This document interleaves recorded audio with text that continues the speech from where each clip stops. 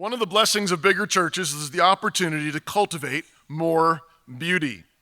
Unfortunately, many of the largest modern churches, particularly in our land, have opted for shopping mall efficiency. But many times in the past, they built beautiful cathedrals and supported the arts, particularly with singing and instruments and music for worship. So often, some of the biggest churches in our land, they get together and they build something that looks like a shopping mall, and then they put a cross on the outside of it and call it good. But in centuries past, God's people gave a lot more thought and care and effort to glorifying their worship. This is done in the spaces where they met in and in how they worshiped, how they actually lifted their praise in worship. This goes way back. This is not a modern thing at all. This goes back into the history of Israel itself. For example, when David is established as the king and the tribes are united under David's kingship, not only is he fighting Philistines and conquering some of the enemies left in the land that had not yet been conquered by Joshua in the conquest, but meanwhile, he's also establishing worship in Jerusalem. And so he takes some of the furniture from the tabernacle that was there in Shiloh, and he brings it to the Mount Zion, and he establishes a sort of a temporary tabernacle on Mount Zion, and it's in preparation for the building of the temple, which will be on Mount Moriah right next door. And so while David is bringing political and cultural peace to the land, he knows that that's not possible unless they have the right worship of God in the land. And so he's establishing that. In fact, in Chronicles, one of the main things, I mentioned this a couple weeks ago in my message on psalm singing and on singing the psalms of our warrior king, is that one of the central things that David spent much of his reign doing is actually organizing tons of choirs and ensembles. So some of those lists in Chronicles that are sometimes hard to read because you can't pronounce the names and so on, some of those lists are not, some of them are genealogies, but some of them are lists of the singers. And some of them are lists of the instrumentalists. Some of them are lists of the musicians that he's gathering together in these different choirs and these different ensembles because there's this massive musical reformation that explodes during David's reign.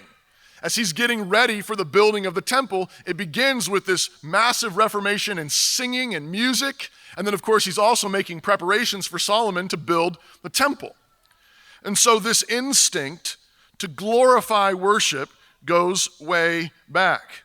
Bigger churches often provide the means and personnel to cultivate beautiful worship. Now, we never want to get the cart before the horse. But that doesn't mean then that it's better to reject carts altogether. What do I mean?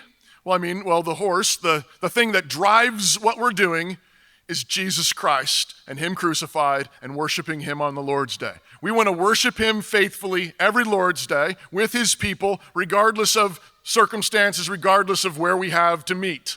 And we'd much rather have that and not a very lovely place to meet if that's what is required. We don't want to get these things mixed around. We don't want to get them flipped. We don't want to make the space or the beauty the thing and then say, oh yeah, and then if we get some Jesus, that'd be nice too. No, absolutely not. It's the other way around. It's Christ, it's worshiping Christ, and then as that's established, we want to see it glorified. Better to worship in a gym or a theater in spirit and in truth than a cathedral where the Spirit has been driven away by abominations every day of the week. Right? We want to pick real worship, faithful worship, right? That's what we want. And then as God gives us that, we want to seek to glorify that. That's the cart. We want to seek to make it more glorious as God gives us the ability to do that.